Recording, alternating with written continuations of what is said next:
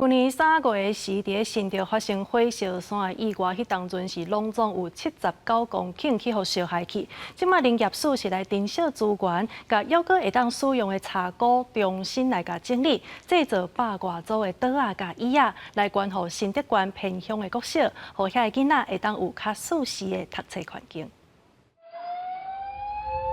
已经烧上去了，这个人已经无法到达。目前我们在23K 半。 这里。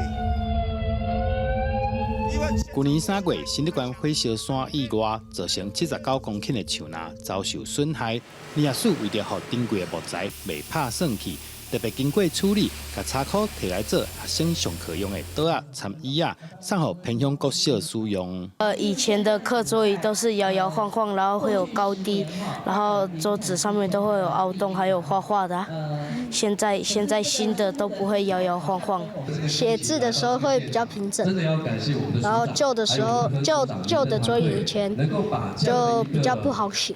透过再造计划，唔但互这木材会当重新再利用，嘛互大家更加重视森林资源的重要。校长认为，这对囡仔是真好的教育题材，让学生呢可以借由这样子的活动呢，更认识所谓我们的林业文化以及我们的自然保育的部分，让我们的台湾的生态可以永久的保育下去，让这个课桌椅呢变成是在地师生认识在地的这个森林资源，还有人工林的这个永续利用最好的教材。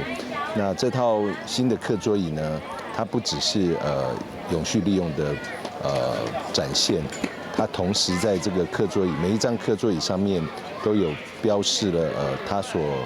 储存的这个碳的2氧化碳的这个蓄积量。林业署指出，会依照灾后现场树仔健康的状况，按算伫2027年进前规划5个阶段来完成重新造林计划。目前已经完成10公顷的人工造林，希望量早恢复永续的生态环境。记者杜君豪，新竹报道。